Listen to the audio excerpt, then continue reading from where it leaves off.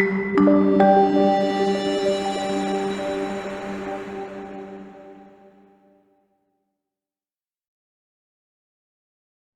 to The Speaking Citizen. I am Mehru Jaffer, bringing to you an ongoing series on art, culture, and literary activities. At The Speaking Citizen, we introduce to you creative members of society who are thinkers, artists, writers, musicians, film and theater personalities, and poets to find out from them how to cope with different challenges that face populations in different times in any society. After all, affairs of the state and our collective future cannot be left entirely to politics and to politicians, can it? Today we talk to Noor Zaheer, who is as political as she is artistic. She is a prolific writer working in three languages, at least three languages of English, Hindi, and Urdu. Her published works include My God is a Woman, The Dancing Llama, Denied by Allah, and At Home in Enemy Land. She is a theater person, and her work on gender issues is well known. After having spent all her life in India, 2 years ago, Noor decided to live in London.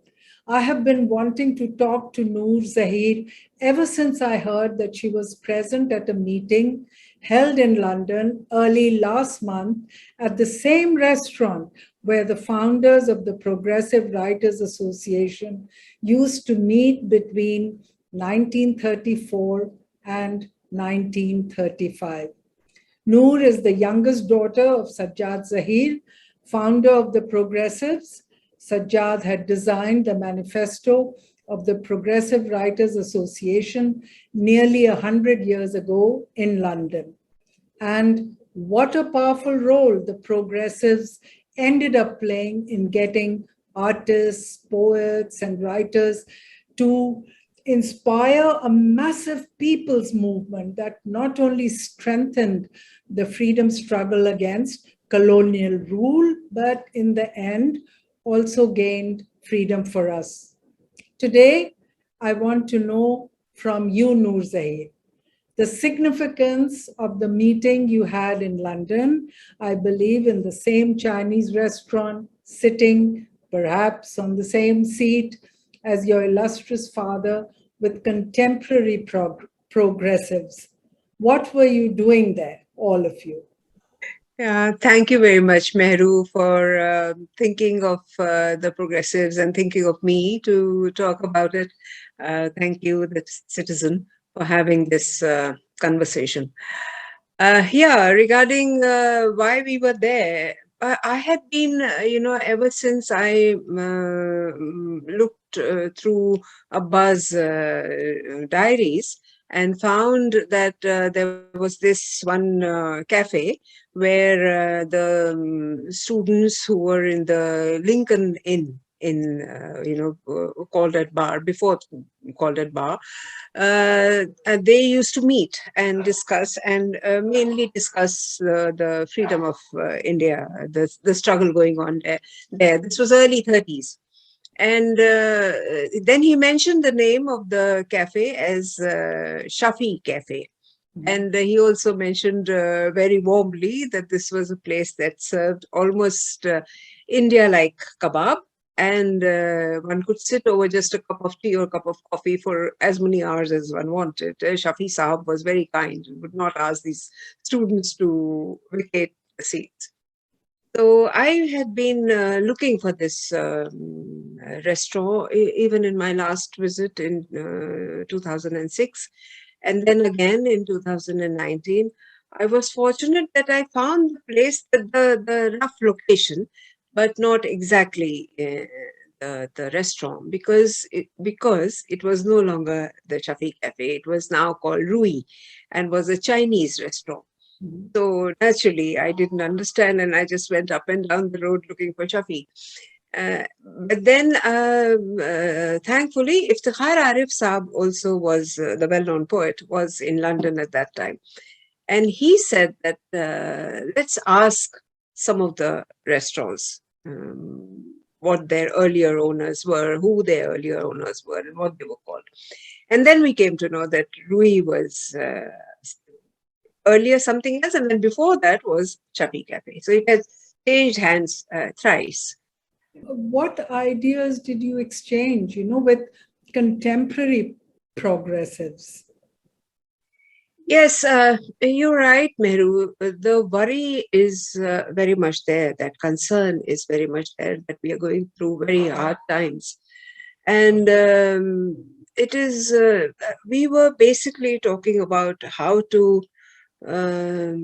save Urdu, because Urdu for us is not just a language, it's not just a form of expression of ideas which has produced over the centuries great literature. It's much more than that. And that is what our concern is, to connect Urdu with the younger generation, and to save the Ganga Jamni Tehzeeb, which was a what should one say, a gift of the Urdu. So that was our main discussion, and I'm very happy to say this here that just a day before, I was in touch with the Anjuman Taraqi Urdu in Delhi, and Athar Farooqi, Dr. Athar Farooqi, who's the secretary, he said that if you're meeting there, then please send me some photographs, and also discuss the possibility of having a overseas branch of all the of Anjuman, and of all the to connect with all the Urdu speaking and Urdu loving people overseas. So that is something also that we discussed, that how do we keep.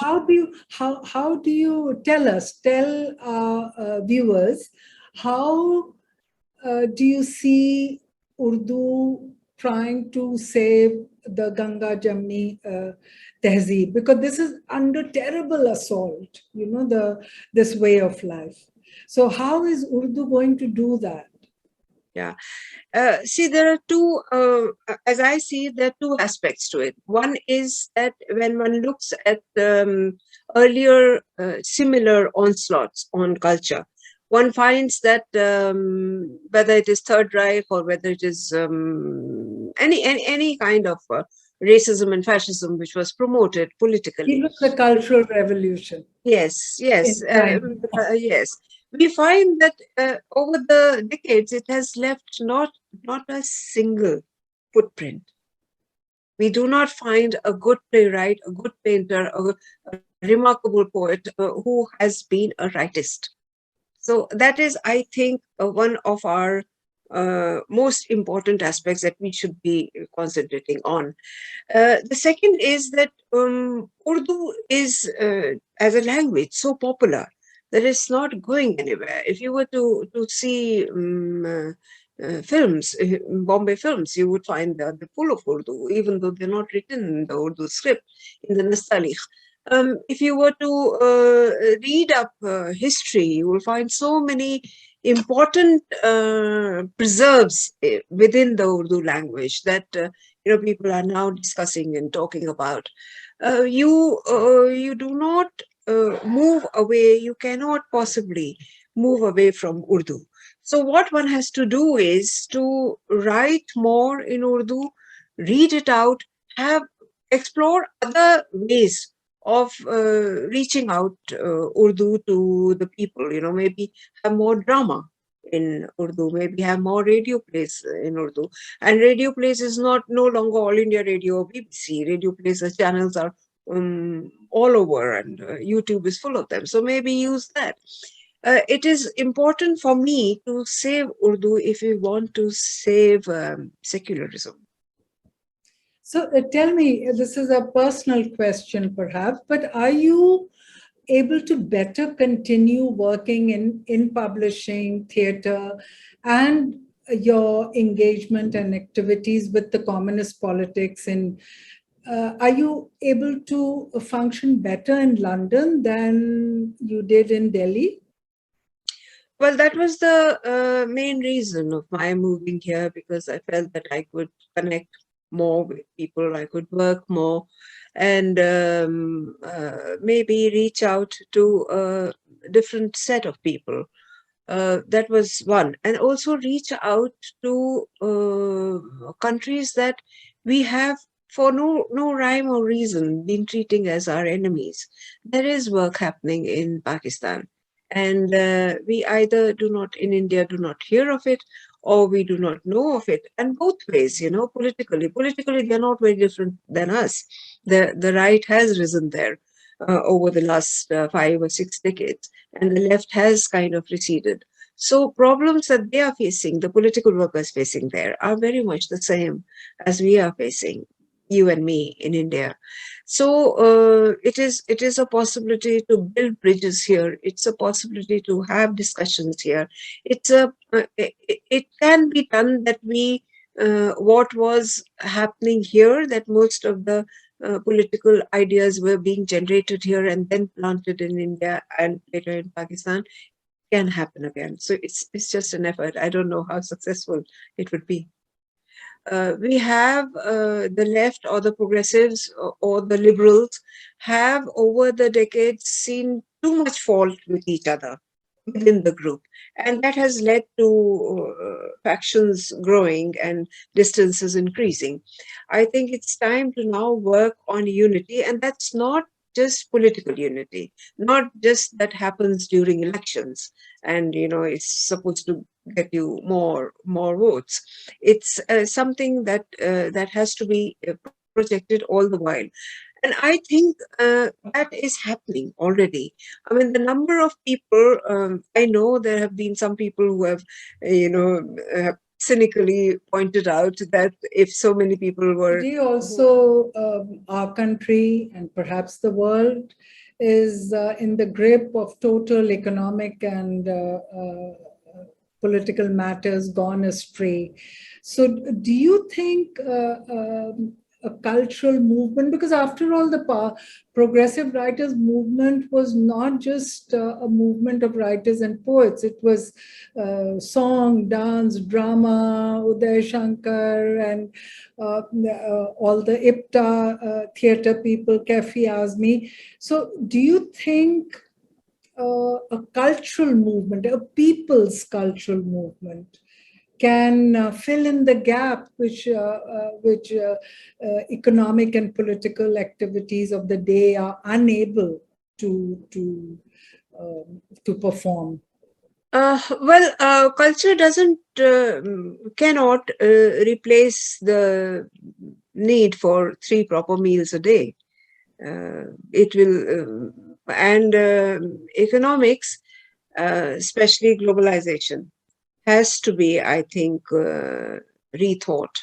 I don't think one can go about it in the traditional way. Okay, this is something very bad, and this is something which should not be attempted. Globalization is here to stay, and now we have to in that we have to think of how we can be working for the masses. If you look at it, globalization has been handed over completely to the capitalists.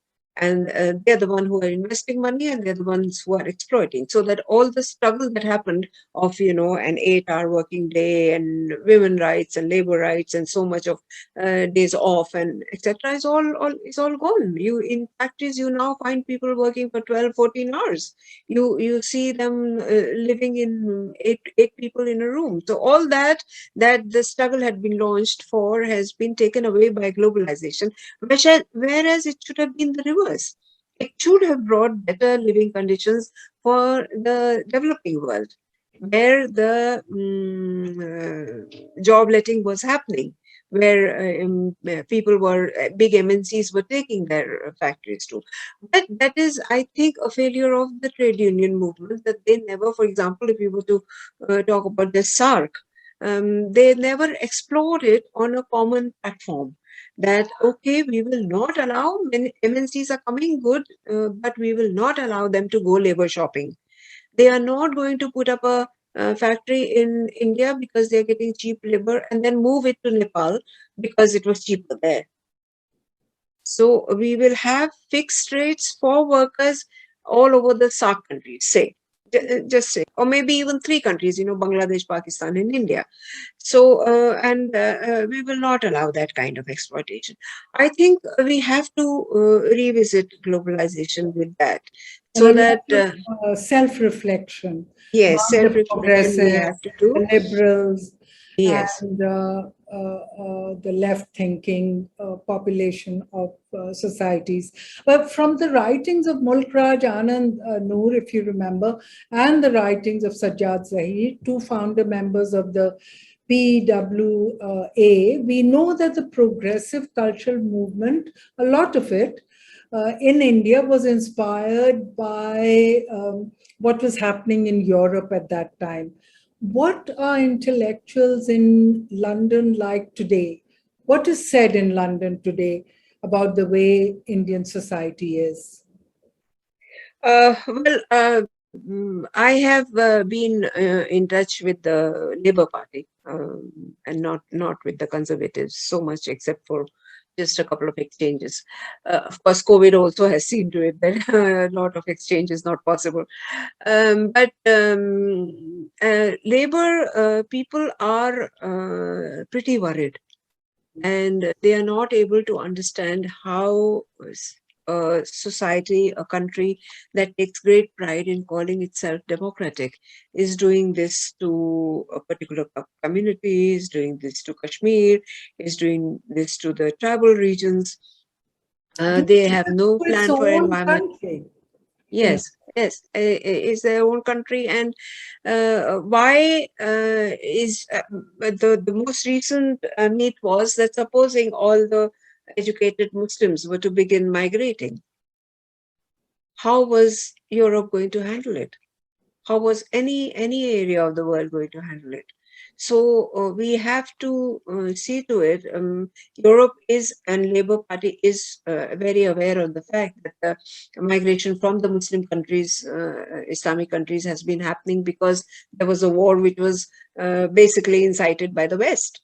So they don't want that to happen to India, and they don't want a repeat of that. That the conditions should become so bad that people have to decide to move out. So, what is the face of resistance to this kind of behavior by a lobby in power? So, what is the face of resistance and the face of progressives look like today? Here in London, Yes, wherever you know, whichever society you know in India. yeah, well, see, one thing is definitely there, that people, intellectuals, are moving away from that individualism which had become part of the last 4 decades.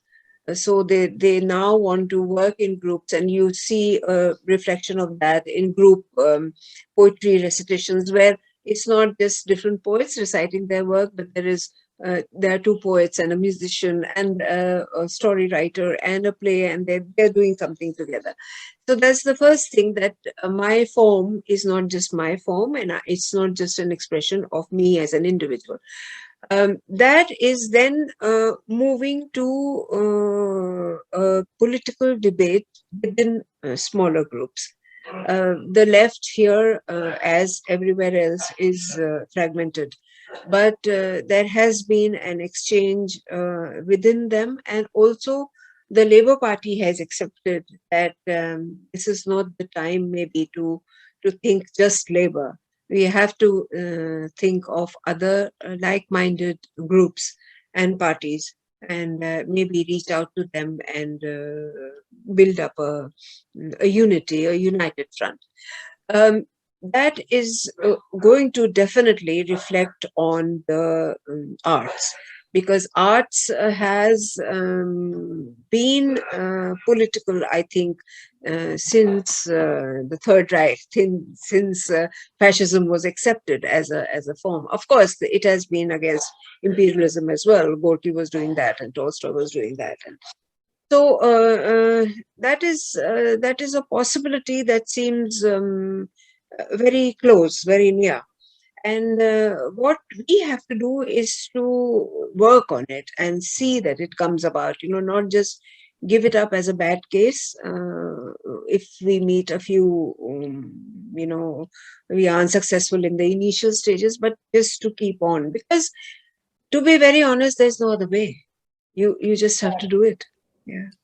So it's always so great talking to you, Noor Zaheer. Thank you so much for being with us. All the best. Thank you so much, Mehru. Thank you.